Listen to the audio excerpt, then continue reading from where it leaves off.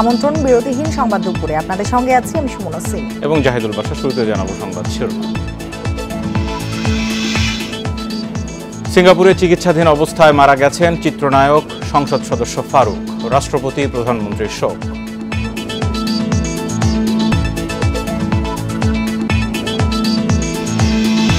শুধু শহরে নয়, তৃণমূলেও উন্নয়ন পৌঁছে দেওয়ার লক্ষ্য সরকারের। কর্মকর্তাদের প্রশিক্ষণে গুরুত্ব প্রধানমন্ত্রীর।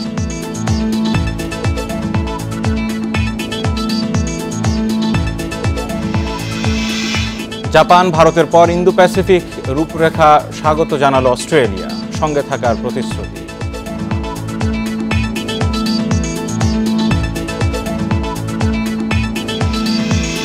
সালাউদ্দিন সহ বাফুফের ৩ কর্মকর্তার বিষয়ে তদন্তের নির্দেশ হাইকোর্টের। অর্থ খরচে দুর্নীতির অভিযোগ।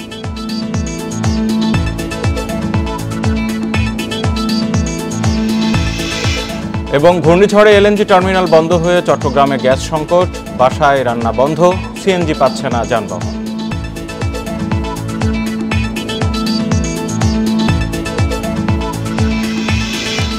এবার পুরো খবর। বরেণ্য চিত্রনায়ক ও ঢাকা ১৭ আসনের সংসদ সদস্য আকবর হোসেন পাঠান ফারুক মারা গেছেন। সিঙ্গাপুরের মাউন্ট এলিজাবেথ হাসপাতালে চিকিৎসাধীন অবস্থায় বাংলাদেশ সময় সকাল ৮টায় তার মৃত্যু হয়। তার মৃত্যুতে শোক জানিয়েছেন রাষ্ট্রপতি মোহাম্মদ শাহাবুদ্দিন ও প্রধানমন্ত্রী শেখ হাসিনা।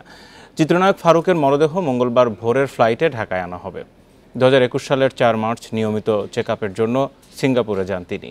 সেখানে তার শারীরিক অবস্থার অবনতি হলে মাউন্ট এলিজাবেথ হাসপাতালে ভর্তি করা হয়। উচ্চ রক্তচাপ, মস্তিষ্ক, স্নায়ুতন্ত্রে নানা সমস্যায় ভুগছিলেন ফারুক। ছিল পুরনো বেশ কিছু শারীরিক জটিলতাও। প্রায় ৫ দশক ঢালিউডে অবদান রেখেছেন অভিনেতা ফারুক। অভিনয় থেকে অবসর নেওয়ার পর একাদশ জাতীয় সংসদ নির্বাচনে আওয়ামী লীগের প্রার্থী হিসেবে ঢাকা ১৭ আসনে প্রথমবারের মতো সংসদ সদস্য নির্বাচিত হন তিনি। ১৯৪৮ সালের ১৮ আগস্ট ঢাকায় জন্মগ্রহণ করেন ফারুক।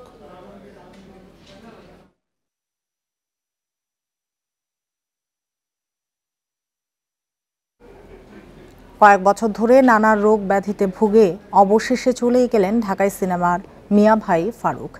পরিবার থেকে জানানো হয় সোমবার স্থানীয় সময় সকাল ১০টায় সিঙ্গাপুরের মাউন্ট এলিজাবেথ হাসপাতালে তার মৃত্যু হয়। তার বয়স হয়েছিল ৭৫ বছর। রক্তে সংক্রমণজনিত জটিলতা নিয়ে ১.৫ বছরের বেশি সময় ধরে সিঙ্গাপুরে চিকিৎসাধীন ছিলেন ফারুক। তার মৃত্যুতে শোক জানিয়েছেন রাষ্ট্রপতি মোহাম্মদ শাহাবুদ্দিন ও প্রধানমন্ত্রী। খানাতার আবার তোরা মানুষ এবং ৭৪ সালে নারায়ণ ঘোষ মিতা পরিচালিত আলোর মিছিল নামে মুক্তিযুদ্ধভিত্তিক ছবিতেও পার্শ্ব চরিত্রে দেখা যায় তাকে। ১৯৭৫ সালে সুজন সখী ও লাঠিয়াল ছবির মাধ্যমে নায়ক হিসেবে দর্শকের মনে জায়গা করে নেন তিনি।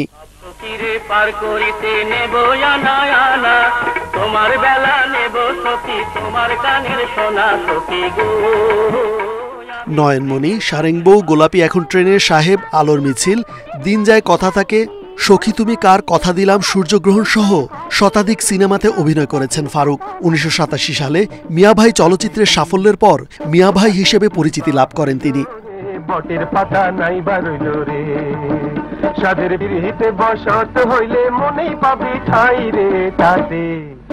১৯৪৮ সালের ১৮ আগস্ট ঢাকায় জন্মগ্রহণ করেন ফারুক। বাবা আজগর হোসেন পাঠান, পৈতৃক নিবাস গাজীপুর জেলার কালীগঞ্জে। ৫ বোন ও ২ ভাইয়ের মধ্যে তিনি ছিলেন সবার ছোট। ১৯৭৫ সালের ১৫ আগস্ট জাতির জনক বঙ্গবন্ধু শেখ মুজিবুর রহমান সপরিবারে নিহত হবার পর থেকে নিজের জন্মদিন পালন করতেন না ফারুক। সফল অভিনেতা থেকে নেতা হবার দৌড়ে ফারুক ছিলেন অন্যতম।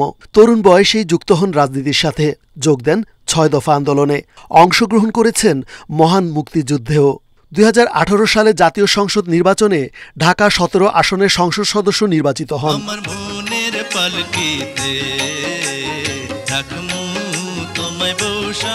চলচ্চিত্রে অভিনয়ের জন্য একাধিকবার জাতীয় চলচ্চিত্র পুরস্কার ও আজীবন সম্মাননা পান ফারুক। এর বাইরেও তার ঝুলিতে রয়েছে অনেক পুরস্কার ও স্বীকৃতি।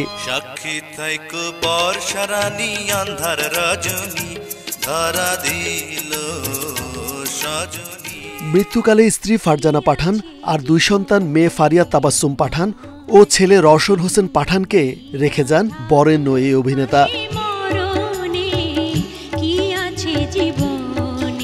রেজওয়ানুল হক, ইন্ডিপেন্ডেন্ট নিউজ, ঢাকা।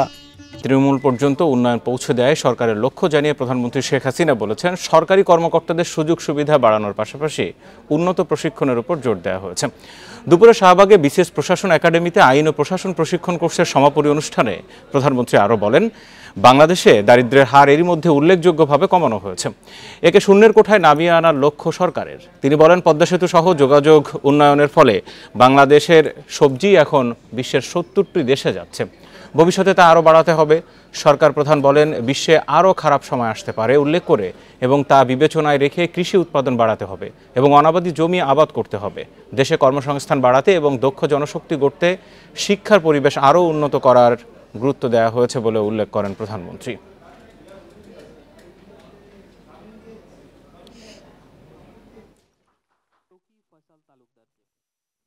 আদর্শ নিয়েই এই দেশ গড়ার কাজ শুরু করি, সরকার গঠন করার সুযোগ পাই। আমার গ্রাম আমার শহর।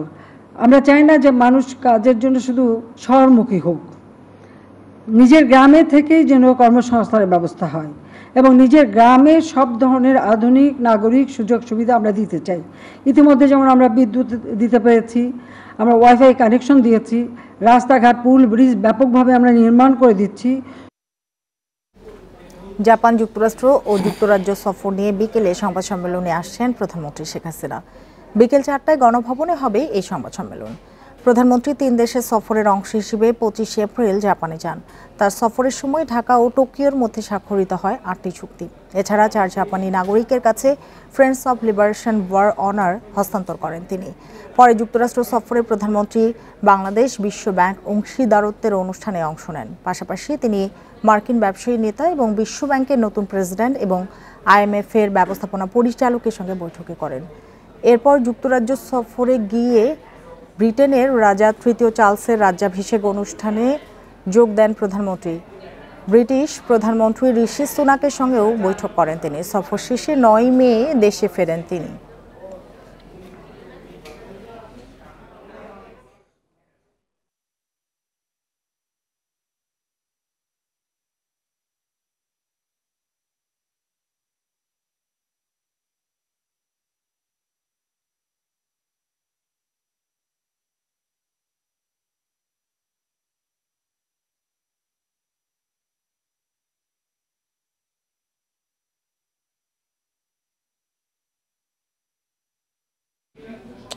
খবরের শুরুতে যেমনটা জানাচ্ছিলাম, বরেণ্য চিত্রনায়ক ও ঢাকা 17 আসনের সংসদ সদস্য আকবর হোসেন পাঠান ফারুকের মৃত্যুতে শোকাহত চলচ্চিত্র অঙ্গন। রাজধানী কাকরাইল থেকে এই মুহূর্তে আমাদের সাথে সরাসরি যোগ দিচ্ছেন আরেকজন বরেণ্য চিত্রনায়ক অভিনেতা ইলিয়াস কাঞ্চন। তিনি চলচ্চিত্র শিল্পী সমিতির সভাপতিও। জনাব ইলিয়াস কাঞ্চন, স্বাগত আপনাকে। এফডিসির মিয়া ভাই মারা গেছেন, সেই খবর এরই মধ্যে সবার কাছে পৌঁছে গেছে। অনেক স্মৃতি আপনাদের, একটু তার এই যে বর্ণাঢ্য কর্মজীবন, আপনাদের সাথে কাজ করা সব মিলে জানতে চাই। শুরুটা যেটা সেটা হলো যে ফারুক ভাই, আমাদের মিয়া ভাই যখন চলচ্চিত্রে আসেন তখন মানে উনি রায় সাহেব বাজারের এখানে একটা রেস্টুরেন্টে উনি আগে আড্ডা মারতেন। তো আমি থাকতাম ওইদিকেই থাকতাম আর। তো পরবর্তী সময় যখন শুনলাম যে ফারুক ভাই এখানে আড্ডা মারতেন, তো আমি ওই রেস্টুরেন্টেও আমি মানে চাটা খেতে যেতাম আর। তো সেই সময় থেকে আসলে ফারুক ভাইয়ের প্রতি একটা ভালোবাসা জন্মে। তো পরবর্তী সময় উনি এত সুন্দর সুন্দর এত মানে মানে হিট ছবি উনি উপহার দিয়েছেন, মানুষের হৃদয় জয় করেছেন, এটা বলার মতো না। যেমন সারেঙ্গ, লাঠিয়াল, নয়নমণি, গোলাপি এখন ট্রেনে, এই ধরনের অনেক অসংখ্য ছবিতে উনি অভিনয় করেছেন। তো আমি তার সঙ্গে মানে বেশ কিছু ছবিতে আমি অভিনয় করেছি।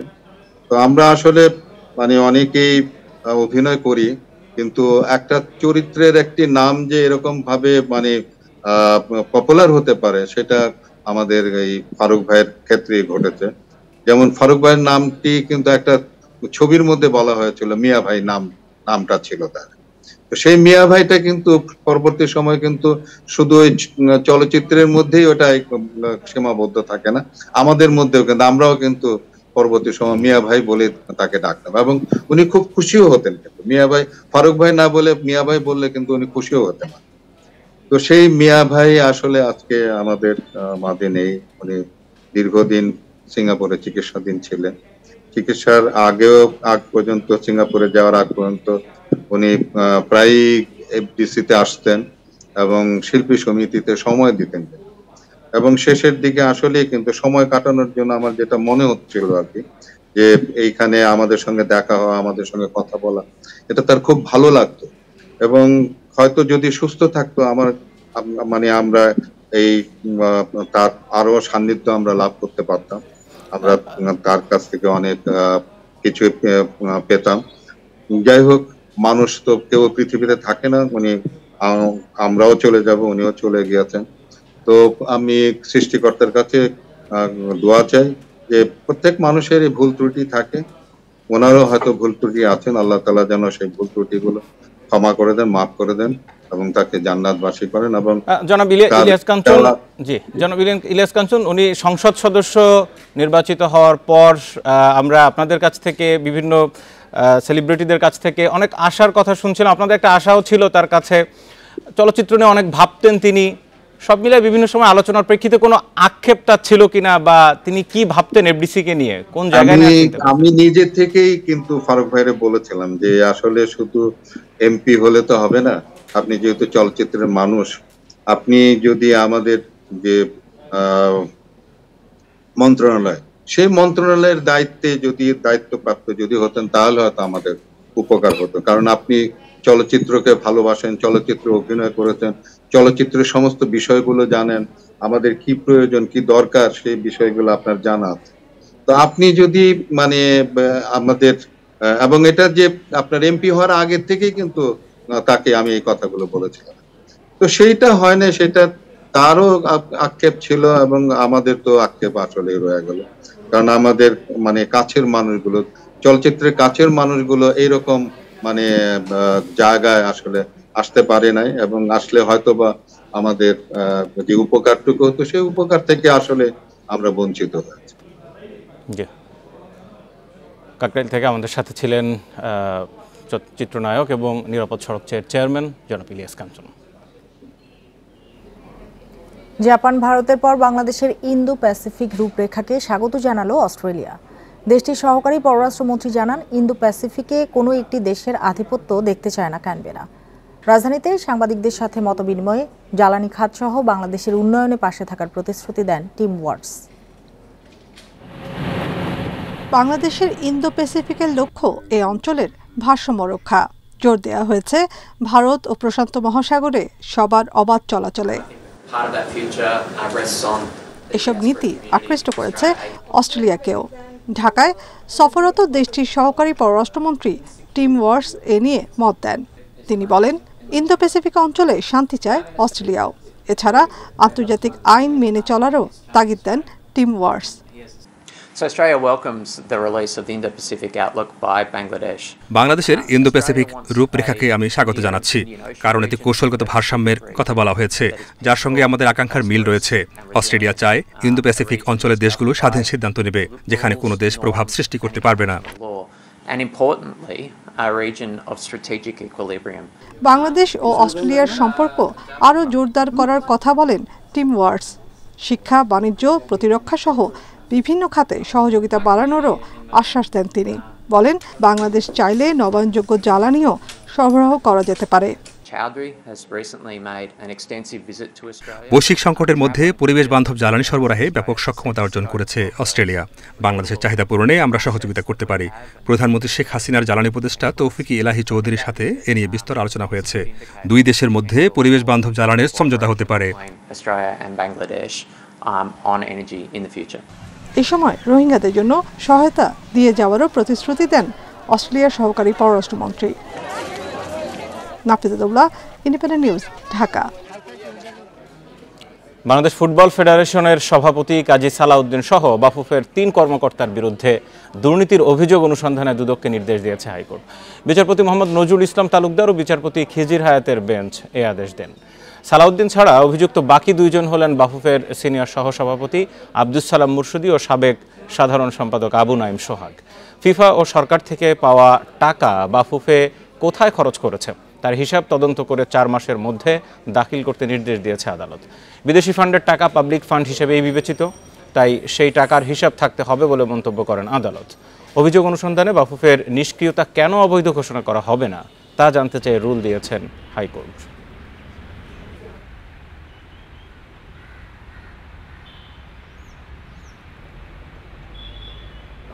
গোল্ডেন ভিসা পাওয়া 459 বাংলাদেশির অবৈধ সম্পদ অনুসন্ধানে দুবাইয়ে যাবে দুদকের টিম। এরই মধ্যে সেসব নাগরিকের তথ্য চাওয়া হয়েছে দুবাইয়ের কাছে। বিষয়টি নিয়ে দুবাইয়ে বসবাসরত অন্য বাংলাদেশিদের সাথেও কথা বলবে দুদক। গ্লোবাল ফিনান্সিয়াল ইন্টিগ্রিটির তথ্য অনুযায়ী বছরে 64,000 কোটি টাকা পাচার হয় বিশ্বজুড়ে, যার বড় একটি অংশ যায় মধ্যপ্রাচ্যের বিভিন্ন দেশে। চলতি বছরের শুরুতে দুবাইয়ে 459 বাংলাদেশির সম্পদের খবর আসে গণমাধ্যমে। এ নিয়ে একটি রিটের শুনানি করে দুদকসহ 3 প্রতিষ্ঠানকে খতিয়ে দেখার নির্দেশ দেয় হাইকোর্ট। এরই মধ্যে 3 সদস্যের একটি অনুসন্ধান দল গঠন করেছে দুদক। গোল্ডেন ভিসা পাওয়া 459 বাংলাদেশি ও তাদের সম্পদের তথ্য চাওয়া হয়েছে দুবাইয়ের কাছে। সে তথ্য পাওয়া গেলে অর্থ পাচারের অভিযোগ খতিয়ে দেখা সহজ হবে বলে জানিয়েছে দুদক। সঠিক তালিকা পাওয়ার জন্য দুদক থেকে পররাষ্ট্র মন্ত্রণালয়ে একটি পত্রালাপ করা হয়েছে। পররাষ্ট্র মন্ত্রণালয় যথাযথ গুরুত্ব দিয়ে দূতাবাসের সহায়তায় যদি সেই তালিকাটি আমাদের কাছে সরবরাহ করে, সেই তালিকার ভিত্তিতে পরবর্তীকালে আমাদের অনুসন্ধানকারী টিম প্রয়োজনীয় ব্যবস্থা গ্রহণ করবে। দুদক মনে করে দুবাইয়ে বাংলাদেশি কমিউনিটির কাছেও এ সংক্রান্ত তথ্য থাকতে পারে।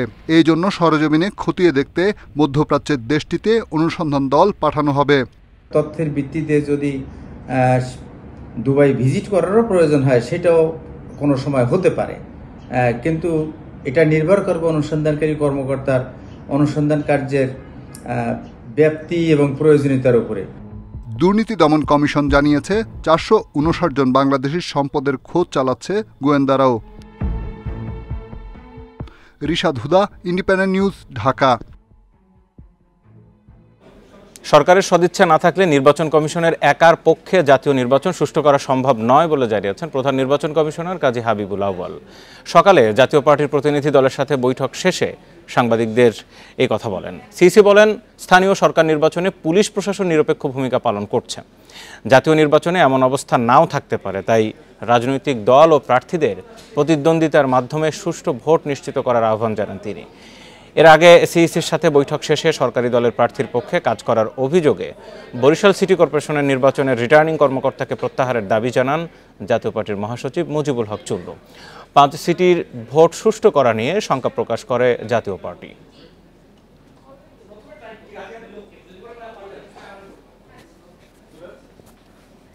সরকারের যদি রাজনৈতিক সদিচ্ছা না থাকে তাহলে নির্বাচন কমিশনের পক্ষে এককভাবে অবাধ নিরপেক্ষ নির্বাচন আয়োজন করা কঠিন। আমরা স্বীকার করেছি এবং আমরাও কথাটা জোর দিয়ে বলছি যে আসন্ন জাতীয় সংসদ নির্বাচনে যে সরকার, যেহেতু সরকার বিদ্যমান থাকবে, তাদের রাজনৈতিক সদিচ্ছাটা অবশ্যই প্রয়োজন হবে।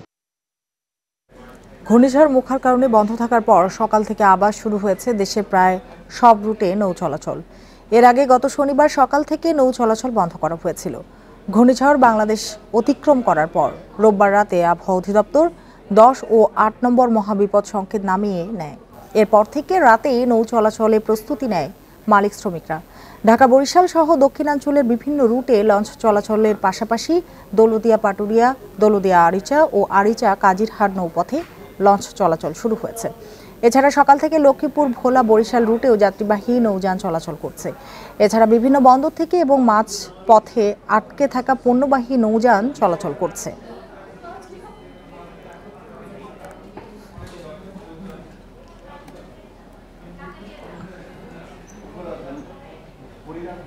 ঘূর্ণিঝড় মোখার কারণে মহেশখালীর ভাসমান 2 এলএনজি টার্মিনাল থেকে দুদিন ধরে গ্যাস সরবরাহ বন্ধ থাকায় চট্টগ্রাম অঞ্চলে দেখা দিয়েছে তীব্র গ্যাস সংকট। তবে সকাল থেকে একটি এলএনজি টার্মিনাল চালু হয়েছে বলে উল্লেখ করে দ্রুত পরিস্থিতি স্বাভাবিক হওয়ার আশ্বাস কর্ণফুলী গ্যাস কর্তৃপক্ষের। এদিকে দুদিন ধরে বাসাবাড়িতে তীব্র গ্যাস সংকটের জেরে ভোগান্তিতে নগরবাসী। বাধ্য হয়েই অনেককেই হোটেলের খাবারের উপর নির্ভর করতে হচ্ছে। কিন্তু গ্যাস না থাকায় হোটেলগুলোতেও খাবারের বাড়তি দাম রাখার অভিযোগ অনেকের। এদিকে গ্যাসের চাপ না থাকায় বন্ধ রয়েছে বেশিরভাগ সিএনজি ফিলিং স্টেশন। এর জেরে নগরীর সড়কগুলোতে কমে এসেছে সিএনজি চালিত অটোরিকশা ও অন্যান্য গাড়ির সংখ্যা।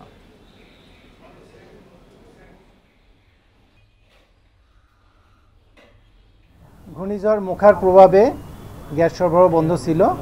আল্লাহর রহমতে ঘূর্ণিঝড় আমাদের এদিকে ওইভাবে আঘাত হানেনি। আমাদের একটা টার্মিনাল এখানে অবস্থান করছে, সেই টার্মিনাল থেকে আজ সকাল থেকে গ্যাস সরবরাহ শুরু হয়েছে।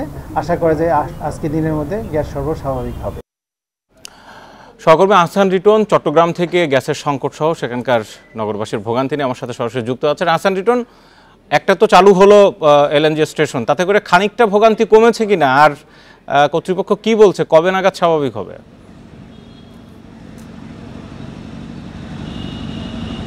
আজকে সন্ধ্যার মধ্যে জানিয়েছে আমরা এই মুহূর্তে চট্টগ্রামের একটি ফিলিং স্টেশন আছে। আপনি যদি আমার কোথায় যান ফিলিং স্টেশন আছে, দুটি বাস, একটি হচ্ছে তেল এবং অন্যটি হচ্ছে সিএনজি স্টেশন।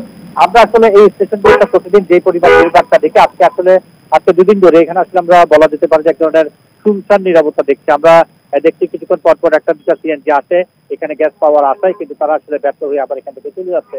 এখানে যারা কর্তব্যরত যারা আছেন তারাও বলছে গত দুদিন ধরে আসলে তারা বসে থাকতে তাদের মধ্যে এক ধরনের বিরক্তি চলে এসছে। যে সমস্ত সিএনজি চালক এখানে গ্যাস দিতে আসেন তাদেরকে গ্যাস দিতে না পেরে তারাও আসলে মন খারাপ করে এখানে বসে থাকেন। আমরা এই বিষয়টি নিয়ে আজকে কর্ণফুলী গ্যাস কর্তৃপক্ষের ব্যবস্থাপনা পরিচালকের সাথে কথা বলেছি। তিনি বলেছেন যে আজকের মধ্যে চট্টগ্রামের গ্যাস পরিস্থিতি অনেকটাই স্বাভাবিক হবে। তবে সিএনজি স্টেশনগুলোতে ঠিক কবে নাগাদ, যেহেতু এখানে অনেক গ্যাসের প্রয়োজন আছে, সঙ্গত কারণে এখানে কি পরিমাণ কত সময় পরে এখানে আসলে গ্যাস দেওয়া যাবে সেটি এখনো পর্যন্ত আসলে কোনো পক্ষ থেকে আমরা সুনিশ্চিত করে বলতে পারিনি, জানতে পারিনি। আমরা দেখেছি চট্টগ্রাম নগরের যে সমস্ত সিএনজি স্টেশনগুলো আছে, সিএনজি চালক রয়েছেন, তাদের মধ্যে একজন অসহায়ত্ব আমরা দেখেছি। তারা বলছেন যে আসলে গত দুদিন ধরে সারা নগরের বিভিন্ন জায়গায় অসংখ্য ফিলিং স্টেশনে তারা তাদের কাঙ্ক্ষিত গ্যাসটি পাবেন এই আশায় তারা ছুটে বেড়াচ্ছেন, কিন্তু তাদের যে গ্যাস সেটি পাচ্ছেন না। সঙ্গত কারণে নগরীর প্রতিদিন যে সমস্ত হাজার হাজার যে সিএনজি পুরো নগরী দাবড়ে বেড়ায়, আমরা দেখেছি আসলে এখন অনেকটাই বলা যেতে পারে সিএনজি অটোরিকশা নগরী এবং এর সুযোগটি নিচ্ছে হচ্ছে যে সমস্ত গাড়ি, যে সমস্ত গণপরিবহন চলে সেই গাড়িগুলো আসলে এখন আমরা দেখছি যে তারা প্রতিনিয়ত আসলে তারা যে ভাড়া নির্দিষ্ট যে ভাড়াটি রয়েছে সেটি বাড়াচ্ছে। অর্থাৎ যেখানে 5 টাকা দিয়ে আগে চলাচল করা হতো সেটি এখন 10 টাকা করা হচ্ছে, 10 টাকা 20 টাকা। অর্থাৎ যার কাছ থেকে যেভাবে টাকা হাতিয়ে নিতে পারেন ঠিক সেভাবে তারা হাতিয়ে নেওয়ার একটি তারা চালাচ্ছেন এবং সেই কারণে আসলে যারা যাত্রী রয়েছেন তাদের মধ্যে এক ধরনের নাবিকতা আমরা দেখেছি। আমরা দেখেছি গত দুদিন ধরে চট্টগ্রামের বিভিন্ন বাসা বাড়িতে গ্যাস না থাকাতে যারা গৃহিণী রয়েছেন, বিশেষ করে তারা ব্যাকসাইড হয়েছে ছোট বাচ্চাদেরকে নিয়ে, তারা বলছেন যে শুরুর দিকে তারা ধারণা করেছিলেন যে কয়েক ঘন্টার মধ্যে চলে আসবে। চট্টগ্রাম থেকে জানাচ্ছেন সহকর্মী আহসান রিটন। ঘূর্ণিঝড় মোখার প্রভাবে কক্সবাজারের টেকনাফ ও উখিয়ায় রোহিঙ্গা ক্যাম্পে 278টি শেল্টার ক্ষতিগ্রস্ত হয়েছে বলে জানিয়েছেন শরণার্থী ত্রাণ ও প্রত্যাবাসন অফিস। এছাড়া আংশিক ক্ষতিগ্রস্ত হয়েছে প্রায় 2500 শেল্টার। শরণার্থী ত্রাণ ও প্রত্যাবাসন কমিশনার মোহাম্মদ মিজানুর রহমান জানান, মোখা যে শক্তি নিয়ে আঘাত হানার কথা ছিল তার চেয়ে কম শক্তি নিয়ে আঘাত এনেছে, সে কারণে ক্ষতি অনেক কম হয়েছে।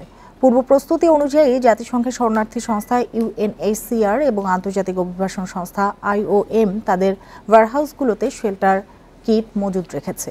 সেগুলো আজ থেকে বিতরণ হবে এবং ক্ষতিগ্রস্ত ঘর মেরামত শুরু হবে। ক্যাম্পের ভেতরে ঝড়ে 226টি গাছ উপড়ে গেছে।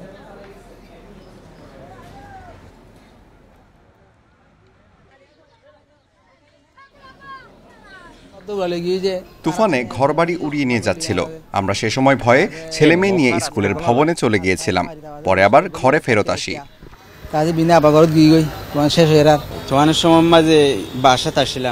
তুফানের সময় ঘরেই ছিলাম, অনেকের ঘরের চালা উড়ে গেছে, আমাদেরটাও উড়ে গেছে। এখন চালার জন্য ত্রিপল কিনতে আসছি। মানে বাসার মাঝে তালফাল উড়া লেগে দেয়। ঘূর্ণিঝড় মোখার তাণ্ডবে ক্ষতিগ্রস্ত হয়েছে টেকনাফের প্রায় ৫,০০০ বসতবাড়ি, উপড়ে গেছে গাছপালা, বিদ্যুতের খুঁটি। আর সেন্ট মার্টিনসে ক্ষতিগ্রস্ত হয়েছে প্রায় ১,০০০ ঘরবাড়ি। ক্ষতিগ্রস্তদের প্রাথমিক তালিকা করছে প্রশাসন। স্থানীয়রা বলছেন ৪ ঘন্টা ধরে তাণ্ডব চালায় মোখা। ১৯৯১ সালের পর এমন ঘূর্ণিঝড় আর দেখেননি তারা। অতি প্রবল ঘূর্ণিঝড় মোখা রোববার বেলা ১টার দিকে তাণ্ডব শুরু করে টেকনাফে। এ সময় বাতাসের গতিবেগ ছিল ঘন্টায় ১০০ থেকে ১৫০ কিলোমিটার। এতে লন্ডভন্ড হয়ে গেছে সেন্ট মার্টিন ও টেকনাফ উপকূলীয় কয়েকটি এলাকা। স্থানীয়রা বলছেন ৩০ বছর পর ঝড়ের এমন তাণ্ডব দেখেছেন তারা। ৯১ বন্যা দেখছি, ঘূর্ণিঝড় অনেক, আজ ৯৪ একটা দেখছি, ওখানে একটা দেখা গেল অনেক বাতাস, প্রায় ৩ ঘন্টা মতো। ৯৪ তো ২ ঘন্টা ২.৫ ঘন্টা শেষ হয়ে গেছে। টেকনাফের মাঝের পাড়া, ডাঙ্গারপাড়া সহ বিভিন্ন এলাকার ঘরবাড়ি, গাছপালা ও বিদ্যুতের খুঁটি সহ নানান অবকাঠামো উপড়ে গেছে। গদ্দর তো সবার ভাঙছে, গাছ পড়ছে, একদম সব নষ্ট হয়ে গেছে, ঘর বাড়ি বেগুন নষ্ট হয়ে গেছে, পুরা মুরগি বেগুন নষ্ট হয়ে গেছে। এদিকে ঘূর্ণিঝড় মোখায় সেন্ট মার্টিনে প্রায় ১,০০০ কাঁচা বাড়িঘর ভেঙেছে বলে প্রাথমিকভাবে দাবি করেছেন স্থানীয় জনপ্রতিনিধি। সেন্ট মার্টিনের সবচেয়ে কাঁচাঘর বাড়ি, যতগুলি কাঁচাঘর বাড়ি আছে সবগুলি ভেঙে ফেলছে। রুটগার্ডের গাছগুলি ভেঙে ফেলছে। তারপর হচ্ছে যে আপনার করিডোর, অনেক করিডোর, প্রায় ৬০-৭০টি করিডোরের টিন উড়িয়ে নিয়ে গেছে। প্রায় ১৯০০ বাড়িঘর আছে, হাজার ১২০০ হবে। উপজেলা প্রশাসন বলছে মোখার তাণ্ডবে টেকনাফে ক্ষতিগ্রস্ত হয়েছে প্রায় ৫,০০০ ঘরবাড়ি। ক্ষতিগ্রস্তদের প্রাথমিক তালিকা করা হচ্ছে, তবে মোবাইল নেটওয়ার্কের কারণে সাময়িক অসুবিধা হচ্ছে তাদের। আমাদের টিম কাজ করছে প্রতিটি ইউনিয়নে, স্পেশালি তারা রিপোর্ট সংগ্রহ করছে। তো আমার মনে হচ্ছে যে একটা মোটামুটি বেশ ৪-৫ হাজার ঘর তো মানে কোনো না কোনোভাবে ক্ষতিগ্রস্ত হয়েছে।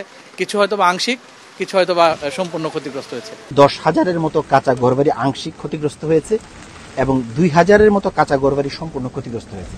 আপনারা জানেন যে সেন্ট মার্টিনে সবচেয়ে ক্ষতি বেশি হয়েছে। সেখানে গাছপালা প্রচুর ভেঙে পড়েছে, সেখানে কাঁচা ঘরবাড়ি মোটামুটি প্রায় সবই ক্ষতিগ্রস্ত হয়েছে।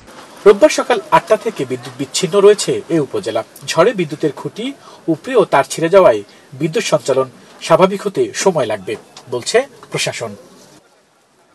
আল আমিন হোসেন, ইন্ডিপেন্ডেন্ট নিউজ, শাহপুরের দ্বীপ, টেকনাফ। ঘূর্ণিঝড় মোখা জোয়ারের সময় উপকূল অতিক্রম করায় উত্তাল হয়ে ওঠে মেঘনা। এতে হাতিয়ার চরঈশ্বর ইউনিয়নের নদীর পাড় ক্ষতিগ্রস্ত হয়। জিও ব্যাগ ব্যবহার করে ভাঙন রোধ করেন স্বেচ্ছাসেবীরা। ঘূর্ণিঝড় ও জলোচ্ছ্বাসে দিন দিন ঝুঁকিপূর্ণ হয়ে উঠছে হাতিয়ার উপকূল। নদী ভাঙনের শিকার এই দ্বীপ উপজেলার প্রায় ৫ লাখ মানুষ।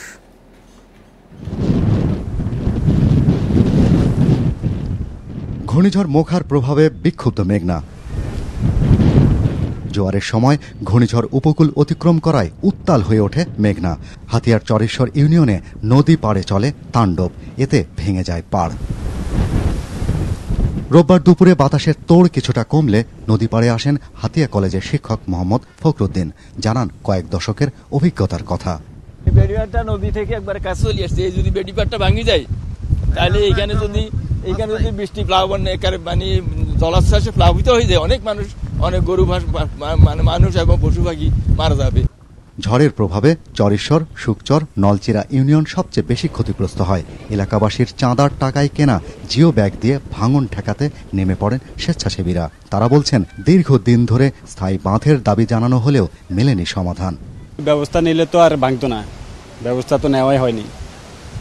এই যে মানুষের পাবলিকের টাকা তুলি কিছু বস্তা বস্তা ফালাইছে। হাতিয়া ছোট্ট একটা দ্বীপে চারিদিকে নদী, এখানে কিছু বেরি বাঁধ নাই, কোন রকমের বাঁধ নাই, মানে আমরা অসহায়ের মতো আছি এখানে। এই হাতিয়া নদী ভাঙন কবলিত এলাকাকে বাঁচানোর জন্য আমাদের প্রধানমন্ত্রীর প্রতি আমাদের আকুল আবেদন, আমাদেরকে বলক বাঁধের মাধ্যমে যদি দেয় তাহলে আমরা নদী ভাঙা থেকে বাঁচতে পারবো। হাতিয়ার 11টি ইউনিয়নের মধ্যে মেঘনায় ভাঙন তীব্র হচ্ছে নলচিরা, তমরুদ্দিন, কেরিংচর, হরণী, চানন্দি ও সোনাদিয়া ইউনিয়নে। এসব এলাকায় বসবাস করা প্রায় ৫ লাখ মানুষের জীবন ও সম্পদ রক্ষায় দরকার স্থায়ী বাঁধ। সবচেয়ে বেশি ভালনারেবল আছে যে আমাদের নিঝুম দ্বীপ যে ইউনিয়নটা, নিঝুম দ্বীপে যেহেতু এখন পর্যন্ত কোনো বেড়িবাঁধ হয়নি, সেহেতু নিঝুম দ্বীপে জলোচ্ছ্বাস হলে সবচেয়ে বেশি ক্ষতিগ্রস্ত হওয়ার সম্ভাবনা আছে। মূল ভূখণ্ডে যখন নোনা পানি ঢুকে যায় তাহলে সে জায়গাতে মাছ, ফসল এগুলো বেশি ক্ষতিগ্রস্ত হয়। হাতিয়ার ঝুঁকিপূর্ণ এলাকা রক্ষায় প্রায় 2200 কোটি টাকার একটি প্রকল্প একনেকে পড়ে আছে বলে জানিয়েছেন স্থানীয় প্রতিনিধিরা। Shahriar Anirban, independent news, Hatiya, Noakhali. আপনারা দেখছেন ইন্ডিপেন্ডেন্ট সংবাদ। এরপর আরো যা দেখবেন, অংশীজনদের সঙ্গে আলোচনা না করে IMF এর নির্দেশনা মেনে সংস্কারে বৈষম্য প্রকট হবে, শঙ্কা সিপিডির।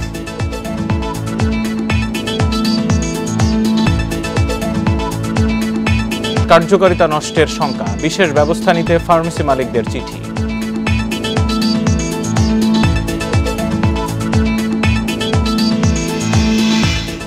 2023-24 বিপণন বছরে বিশ্ববাজার থেকে বাংলাদেশের চাল আমদানি বাড়বে 2 লাখ টন এবং গম আমদানি বাড়বে 8 লাখ টন। যুক্তরাষ্ট্রের কৃষি দপ্তরের খাদ্যশস্য সংক্রান্ত এক প্রতিবেদনে এমন পূর্বাভাস দেওয়া হয়েছে। প্রতিবেদনে বলা হয় 2022-23 বিপণন বছরে বিশ্বে 52 কোটি 10 লাখ টন চাল উৎপাদন হয়েছে, যা গত মৌসুম থেকে 1 কোটি 20 লাখ টন বেশি হওয়ায় বিশ্ববাজারে কমবে চালের দাম। এতে করে এই মৌসুমে বাংলাদেশের চাল আমদানি 2 লাখ টন বেড়ে 10 লাখ টনে উন্নীত হতে পারে। এই বিপণন বছরে বাংলাদেশ বিশ্ববাজার থেকে 50 লাখ টন গম আমদানি করেছে। আগামীতে 8 লাখ টন বেড়ে গম আমদানি হতে পারে 58 লাখ টন।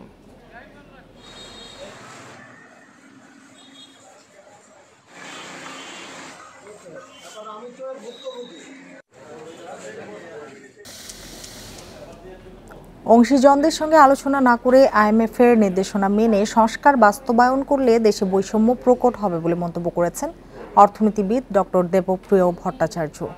রাজধানীর বঙ্গবন্ধু আন্তর্জাতিক সম্মেলন কেন্দ্রে বেসরকারি গবেষণা সংস্থা সিপিডি ও নাগরিক প্ল্যাটফর্মের প্রাক বাজেট আলোচনায় একথা বলেন তিনি।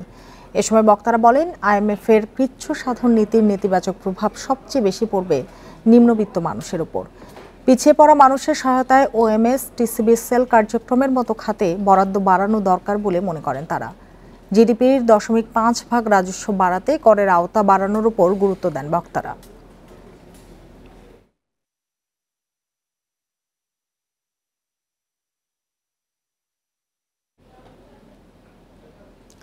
যন্ত্রনির্ভর হয়ে যাওয়ায় পরিবারের থেকেও শিশুদের মধ্যে বাড়ছে সামাজিক দূরত্ব। ডিভাইসের মাত্রাতিরিক্ত ব্যবহার অনেক শিশুর মাঝে তৈরি করছে আসক্তি, যা ছাড়া কঠিন হয়ে পড়েছে। বিশেষজ্ঞরা বলছেন, শিশুদের প্রযুক্তি ব্যবহার করতে দেবার ক্ষেত্রে অভিভাবকদের সতর্কতার কোনো বিকল্প নেই। চতুর্থ শ্রেণীর শিক্ষার্থী ফাইজা আর প্রতিবেশী ওসমান, একই বয়সী এই দুই শিশুর বেশিরভাগ মনোযোগ কেড়ে নিয়েছে ডিভাইসের গেমস অথবা কার্টুন অ্যানিমেশন সহ নানা কন্টেন্ট। তাদের মতো শিশুদের একটি বড় অংশের মনোযোগের কেন্দ্রে এখন স্মার্ট ডিভাইস। করোনাকালীন শিক্ষার মাধ্যম হিসেবে ইন্টারনেটের ব্যবহার বৃদ্ধি পাওয়ায় সব অভিভাবকই বাধ্য হয় শিশুর হাতে ডিভাইস তুলে দিতে। এরপর থেকেই শিশুদের মাঝে আকর্ষণ বেড়েছে ডিভাইসে কন্টেন্ট দেখার। তাদেরকে নিষেধ করি, প্রচণ্ড তারা বিরক্ত হয়, অ্যাগ্রেসিভ হয়ে যায়। তারপরে হচ্ছে পড়াশোনায় যে একটা মনের থাকার ব্যাপার, মেমোরাইজিং, সেটা তো একেবারেই কমে গেছে। আর মোবাইল যদি কোনো রকমের যদি জোর করে আমরা নিয়েও নেই, ওদের কাছ থেকে শাসন করে নিয়ে নিলাম, তখন এসে টিভি ছেড়ে দেয়। ডিভাইসে আকর্ষণ বাড়ায় একদিকে যেমন চাপ পড়ছে চোখের ওপর, অন্যদিকে তেমনি মাত্রাতিরিক্ত ব্যবহারে অনেক ক্ষেত্রে রূপ নিচ্ছে আসক্তিতে। আসক্তি তখনই বলবো যখন একটা ইচ্ছাকৃত ব্যবহার আমাদের ব্রেইনেরই কিছু জৈব রাসায়নিক এবং জৈব কাঠামোগত পরিবর্তনের মাধ্যমে এই ইচ্ছাকৃত ব্যবহারটা ট্রান্সফর্মড হয় এটা বাধ্যগত ব্যবহারের মাধ্যমে। তার মানে হলো যে আমার ইচ্ছা থাকুক আর না থাকুক, একটা পিরিয়ডিক্যালি কিন্তু আমি এটা বাধ্য হব এই ব্যবহারটা করতে। এমন আসক্তির কারণে পরিবার থেকেও শিশুদের মাঝে সামাজিক দূরত্ব বাড়ছে বলছেন যোগাযোগ বিশেষজ্ঞরা। সন্তান তারা তাদের মতো করে ডিভাইস ব্যবহার করছে, পাশাপাশি বাবা মা তারা তাদের মতো করে ডিভাইস ব্যবহার করছে, এবং পরিবারে হয়তো 4 জন সদস্য, এই 4 জন সদস্য কিন্তু একটা পরিবারের ভিতরেই একটা ভার্চুয়াল জগৎ তৈরি করছে। এই অবস্থায় শিশুদের ডিভাইস আসক্তি নিয়ন্ত্রণ করা না গেলে পরিস্থিতি আরও ভয়াবহ হতে পারে বলছেন বিশ্লেষকরা। ইকরামুল কবির, ইন্ডিপেন্ডেন্ট নিউজ, ঢাকা। দেশে তাপমাত্রা বেড়ে যাওয়ায় ওষুধ সংরক্ষণ নিয়ে সংকট দেখা দিয়েছে। বেশ কিছুদিন ধরে 28 থেকে 42 ডিগ্রি সেলসিয়াসে ওঠানামা করছে তাপমাত্রা, কিন্তু কোনো ওষুধই 30 ডিগ্রি সেলসিয়াসের উপরে সংরক্ষণ করা উচিত নয়। এই অবস্থায় বেশি তাপমাত্রার কারণে অনেক ওষুধের কার্যকারিতা নষ্ট হতে পারে বলে সতর্ক করছেন বিশেষজ্ঞরা। ফার্মেসি মালিকদের বিশেষ ব্যবস্থা নিতে চিঠি দিয়েছে ঔষধ প্রশাসন অধিদপ্তর। বৃহস্পতিবার মধ্য দুপুর রাজধানীর তেজগাঁওয়ের এই ফার্মেসিতে তাপমাত্রা 37 ডিগ্রি সেলসিয়াস, তবে অনুভূত হচ্ছে 43 ডিগ্রি। বিকেলে তা আরও বেড়ে যায়। দোকানে থাকা বেশিরভাগ ওষুধ সংরক্ষণের সহনশীল তাপমাত্রার সীমা 25 ডিগ্রি সেলসিয়াস, কিছু ওষুধের ক্ষেত্রে তা 30 ডিগ্রি। কিন্তু বর্তমানে আবহাওয়া পরিবর্তনের কারণে এর চেয়ে বেশি তাপমাত্রায় রাখতে হচ্ছে প্রায় সব ওষুধ। সারা দেশে 2,02,000 নিবন্ধিত ফার্মেসি থাকলেও শীতাতপ নিয়ন্ত্রিত ব্যবস্থা আছে মাত্র 400টিতে। এর বাইরে প্রায় সব ফার্মেসির ওষুধই আদর্শ তাপমাত্রায় সংরক্ষণ করা যাচ্ছে না। এতে ওষুধের গুণগত মান ও কার্যকারিতা কমে যাওয়ার ঝুঁকি তৈরি হচ্ছে। বিশেষ করে ইনসুলিন, অ্যান্টিবায়োটিক ও জীবন রক্ষাকারী ওষুধ সংরক্ষণে সতর্কতার পরামর্শ দিচ্ছেন বিশেষজ্ঞরা। অধিকাংশ ওষুধের ক্ষেত্রে আসলে 40 ডিগ্রি তাপমাত্রা একটা ঝুঁকিপূর্ণ রেঞ্জ, যেখানে পৌঁছে গেলে পরে বেশ বড় সংখ্যক ওষুধেরই আসলে কার্যকারিতা বিপদগ্রস্ত বা রেঞ্জ অফ এর বাইরে চলে যাওয়ার সম্ভাবনা থাকে। রাষ্ট্রের পক্ষ থেকে একটা তালিকা দেওয়া যেতে পারে, এই ওষুধগুলোর ক্ষেত্রে সংবেদনশীলতা বেশি বিধায় তারা আসলে বলে দিল যে এই ওষুধগুলোর ক্ষেত্রে তাপমাত্রা সংবেদনশীলতা আছে বেশি, অর্থাৎ অন্তত এই ওষুধগুলো ক্রয়ের ক্ষেত্রে আপনারা নির্দিষ্ট ফার্মেসি যেখানে যে শীতাতপ নিয়ন্ত্রিত আছে সেখানে গ্রহণ করেন। এই অবস্থায় ফার্মেসির তাপমাত্রা স্বাভাবিক রাখতে বিভিন্ন পরামর্শ দিয়ে মালিকদের চিঠি দিয়েছে ঔষধ প্রশাসন অধিদপ্তর। বায়ুমণ্ডলের অত্যধিক তাপমাত্রার জন্য আমাদের ফার্মেসিগুলোতে ওষুধের যে মান আছে তার অবনতির আশঙ্কা আছে। আমাদের একটা লিখিত ইনস্ট্রাকশন যাচ্ছে ফার্মেসিগুলোকে, তাদের সুনির্দিষ্ট লিখিতভাবে তাদের কাছে আমরা পাঠাচ্ছি, এই বিশেষ করে দুপুরবেলা যাতে তাদের টেম্পারেচারটা কম রাখার জন্য তারা বিশেষ নজর রাখে। তাপমাত্রার হেরফের হলেই নষ্ট হতে পারে ওষুধের কার্যকারিতা, তাই বাড়িতেও সতর্কতার সঙ্গে ওষুধ সংরক্ষণের পরামর্শ বিশেষজ্ঞদের। Hasan Misbah, independent news, Dhaka. ঝিনাইদহে স্কুল ছাত্রী ধর্ষণ মামলায় 3 জনের মৃত্যুদণ্ড দিয়েছে আদালত। একই সাথে প্রত্যেককে 1 লাখ টাকা করে জরিমানাও করা হয়েছে। সকালে জেলা নারী ও শিশু নির্যাতন দমন ট্রাইব্যুনালের বিচারক মোহাম্মদ মিজানুর রহমান এই রায় দেন। রায় ঘোষণার সময় আসামিরা আদালতে উপস্থিত ছিলেন।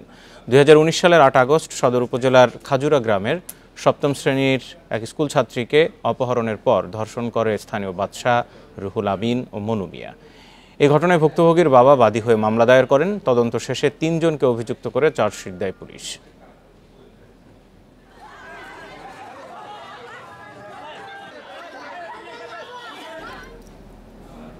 আপনারা আছেন সংবাদ দুপুরে। সংবাদে আরো যা থাকছে। তুরস্কে প্রেসিডেন্ট নির্বাচনে একক সংখ্যাগরিষ্ঠতা নেই, এগিয়ে এরদোয়ান, ভোট গড়ালো দ্বিতীয় দফায়।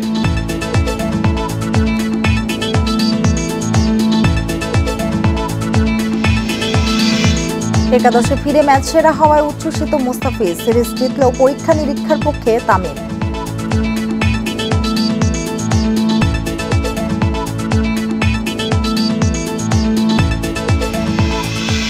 শক্তিশালী ঘূর্ণিঝড় মোখার আঘাতে লণ্ডভণ্ড মিয়ানমারের উত্তরাঞ্চলীয় রাজ্য রাখাইন। ঘূর্ণিঝড়ের প্রভাবে এ পর্যন্ত 6 জনের মৃত্যু হয়েছে, আহত হয়েছে 700 মানুষ। ভারী বৃষ্টি এবং প্রবল বাতাসে সেখানে ক্ষতিগ্রস্ত হয়েছে যোগাযোগ ব্যবস্থা। এছাড়া রাস্তার উপর ভেঙে পড়েছে গাছ। হতাহতদের চিকিৎসা ও মানবিক সহায়তার দ্রুত প্রস্তুতি নেওয়ার কথা জানিয়েছে মিয়ানমার রেড ক্রস সোসাইটি। ঝড়ের কারণে রাখাইনের সিথওয়ে শহরে বিচ্ছিন্ন হয়েছে ইন্টারনেট সংযোগ। শহরটির কিছু অংশে বন্যা দেখা দিয়েছে। এছাড়া মোখার প্রভাবে ক্ষতিগ্রস্ত হয়েছে আরও 2টি শহর। 1 দশকেরও বেশি সময়ের মধ্যে মোখা মিয়ানমারে আঘাত হানা সবচেয়ে ভয়াবহ ঘূর্ণিঝড়।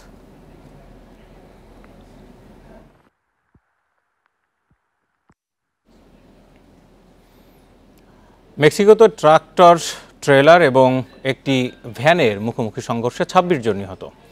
দেশটির তামাউলিপাস প্রদেশের হাইওয়েতে এই দুর্ঘটনা ঘটে। দুর্ঘটনাস্থলে পৌঁছানোর পর সেখানে ট্রেলার বহনকারী ট্রাকটিকে দেখতে পায়নি কর্তৃপক্ষ।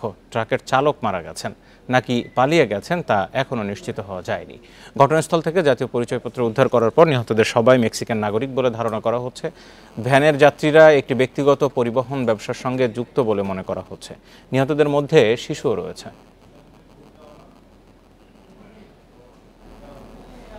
তুরস্কের প্রেসিডেন্ট নির্বাচন গড়াতে যাচ্ছে দ্বিতীয় দফায়, কারণ কোনো প্রার্থী প্রয়োজনীয় 50% ভোট নিশ্চিত করতে পারেননি।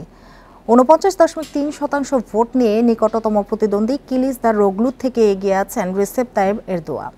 তার নিকট প্রতিদ্বন্দ্বী কামাল কিলিচদারোগলু পেয়েছেন 45% ভোট। এখন পর্যন্ত 97.45% ভোট গণনার কথা জানিয়েছে তুরস্কের সুপ্রিম ইলেকশন কাউন্সিল। প্রথম দফার নির্বাচনে 2 সপ্তাহ পর 28 মে অনুষ্ঠিত হবে দ্বিতীয় দফার ভোট।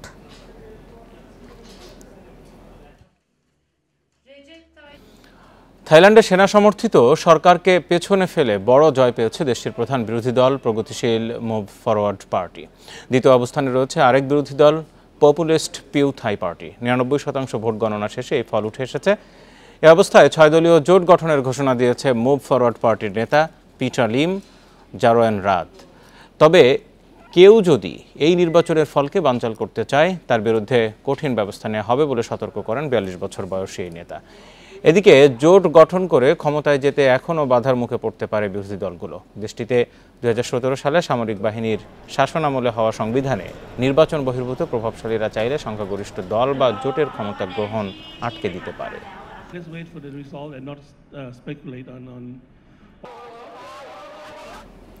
রাজনীতির স্বাধীনতার জন্য দেশজুড়ে বিক্ষোভের ডাক দিয়েছেন পাকিস্তানের সাবেক প্রধানমন্ত্রী ইমরান খান। শনিবার রাতে ইউটিউবে দেয়া এক বক্তব্যে এই ঘোষণা দেন তিনি। স্বাধীনতা সহজে আসে না, বরং একে ছিনিয়ে নিতে হয় বলে মন্তব্য করেন ইমরান। 17 মে থেকে নির্বাচনের দাবিতে ফের রাস্তায় নামার কথা বলেন তিনি। এছাড়া রোববার 1 ঘন্টার জন্য নিজ নিজ অবস্থান থেকে সমর্থকদের বিক্ষোভে নামার জন্য আহ্বান জানান তিনি। 9 মে এক মামলার শুনানির জন্য ইসলামাবাদ হাইকোর্টে গেলে গ্রেপ্তার করা হয় ইমরান খানকে। পরে সুপ্রিম কোর্টের রায়ে 2 সপ্তাহে জামিন মঞ্জুর হয় তার।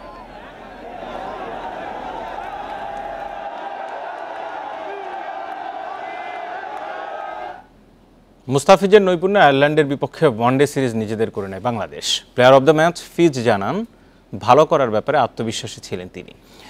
আর প্রেস কনফারেন্সে তামিম বলেন বিশ্বকাপ প্রস্তুতির জন্য নিরীক্ষা চলবে, তবে দ্রুতই বিশ্বকাপ দলের রূপরেখা ঠিক করতে চান।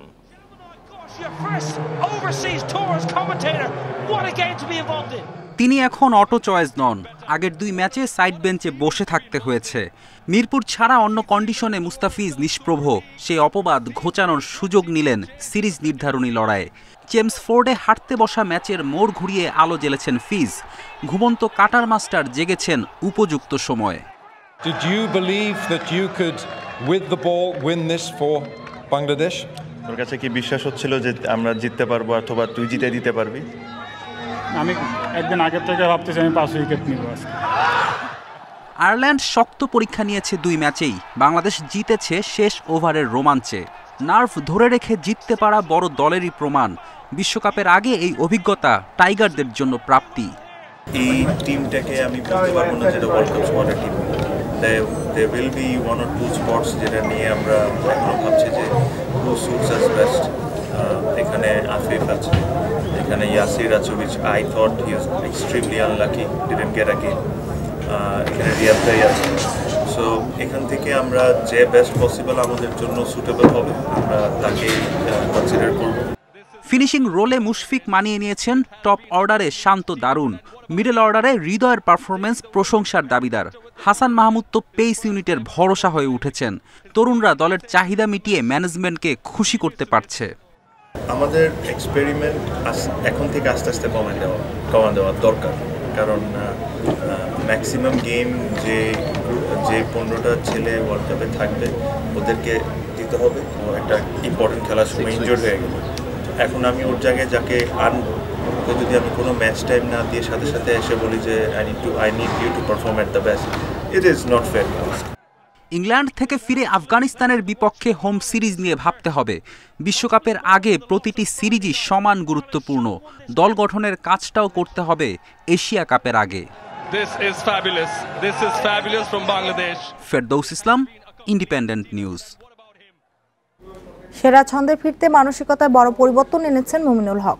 অধিনায়কত্বের চাপ থেকে মুক্ত হয়ে সাহসী ব্যাট চালিয়ে সামনের সিরিজগুলোতে ধারাবাহিক থাকতে চান এই ব্যাটার। অভিজ্ঞ বাংলাদেশ দল এবার আফগানদের বিপক্ষে হারের প্রতিশোধ নেবে, সেই আত্মবিশ্বাস আছে সাবেক এই অধিনায়কের। 10 বছরের টেস্ট ক্যারিয়ার, দেশের হয়ে সর্বোচ্চ সেঞ্চুরি, মুশফিক, তামিম, সাকিবের পর সর্বোচ্চ রান। এত সব সাফল্যের পরেও সেরা ছন্দে ফেরার লড়াইয়ে মুমিনুল যেন একেবারে একা। মাঝে মাঝে কাজ করছেন জেমি সিডন্সের সাথে।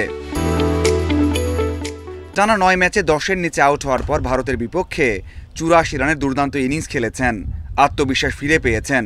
স্কিল নয়, মনোজগতে বড় পরিবর্তনের চেষ্টা করছেন, যে পরিবর্তনেই স্বরূপে ফেরার আশা করছেন সাবেক টেস্ট অধিনায়ক। ইভেন আপনি যত ওয়ানডে খেলবেন অথবা যত ফার্স্ট ক্লাস খেলবেন, যত বেশি খেলবেন তত আপনার এক্সপিরিয়েন্সটা গ্যাদার হবে বেশি, তত আপনি খেলাটা বুঝতে পারবেন তত বেশি। তো আমার কাছে মনে হয় যে এই জায়গায় আপনার স্কিলের কোনো কিছু না, এটা আপনার যেটা সাইকোলজি হয়তো আপনার মেন্টালি আর একটু গ্রো আপ আর একটু ম্যাচিউর হয়। প্রায় 4 বছর আগে আফগানদের কাছে টেস্ট হেরে লজ্জায় পড়েছিল বাংলাদেশ। সে ম্যাচে একমাত্র 50 এসেছিল মুমিনুলের ব্যাটে। মুমিনুল এর আগে বাংলাদেশ আফগানিস্তানের বিপক্ষে একটা ম্যাচ খেলেছে, টেস্ট ম্যাচ, সেখানে হেরেছে, যেটাকে লজ্জার হার বলে। সেই ম্যাচে আপনি ছিলেন। বাংলাদেশ দল আবারও 1 মাস পরে টেস্ট ম্যাচ খেলবে তাদের এগেনস্টে। এবার কি বাংলাদেশ দল পারবে সেই হারের প্রতিশোধ নিতে? তখন কিন্তু আমাদের টেস্ট টিম অত ভালো ছিল না, যেটা আপনার মানতে বাধ্য হতে হবে। তখন আমাদের পেস বোলার ছিল না, আর কেউ এরকম রেগুলার ছিল না টেস্ট ম্যাচে। তো এখন যদি আপনি দেখেন আমাদের টেস্ট টিম 4 বছর পরে এখনকার টেস্ট টিম আগের চেয়ে অনেক বেটার। এখন আমাদের পেস বোলিং ভালো, আমাদের টেস্ট টিম আগের চেয়ে অনেক বেটার, অনেক ইমপ্রুভ করছি। আমি বলবো একবার বলে, কিন্তু আমরা অনেক ইমপ্রুভ করছি। সেবার রাশিদদের স্পিনে ধরাশায়ী হয়েছিল বাংলাদেশ, এবারও তো সেই শঙ্কা থাকছেই। অপোনেন্ট টিমের একটা যেটা ওদের স্ট্রং শক্তি, ওইটা নিয়েও কাজ করতে পারে। দেখা গেলো এর ভিতরে ওরা আরও অনেক শক্তি বাড়িয়ে ফেলেছে। তো আমার কাছে মনে হয় যে পুরোটাই আপনার পেস বল হোক, স্পিন হোক, পুরোটাই সামঞ্জস্যপূর্ণ সব কিছুর আপনার প্রিপারেশন নিয়ে নেওয়া উচিত। 2.5 বছরের টেস্ট অধিনায়কত্বে 17 ম্যাচে 3 জয় বাংলাদেশের। তার অধীনে ঐতিহাসিক জয় এসেছে নিউজিল্যান্ডে। ওয়ানডের মতো টেস্টেও বাংলাদেশ বড় দল হয়ে উঠবে, সে স্বপ্ন দেখেন মুমিনুল। Mazharul Islam, independent news. আর এই ছিল এখনকার সংবাদ। ধন্যবাদ এবং সাথে থাকার জন্য। ফেসবুক, ইউটিউব আর টুইটারে চোখ রাখুন আরও বিস্তারিত সংবাদ জানতে।